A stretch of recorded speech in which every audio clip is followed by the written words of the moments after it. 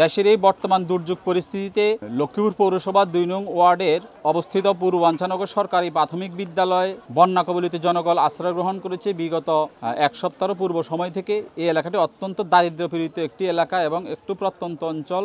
এলাকার মানুষের এই দুঃসময়ে পাশে এসে দাঁড়িয়েছে আফজাল সাজেদা ফাউন্ডেশন। আফজাল সাজেদা ফাউন্ডেশনের পক্ষ থেকে আজকে এই বিদ্যালয়ে আশ্রয় গ্রহণকারী মানুষের জন্যে ফাউন্ডেশনের কর্ণধার জনাব শামীম রেজা সাহেব আশ্রয়কেন্দ্রের লোকজনের জন্য শুকনো খাবারের ব্যবস্থা করেছেন। এই জন্য আমরা আমাদের এই পূর্বাঞ্চনগর সরকারি প্রাথমিক বিদ্যালয়ের শিক্ষক, অভিভাবক এবং সকলের পক্ষ থেকে আমরা কৃতজ্ঞতা জানাচ্ছি।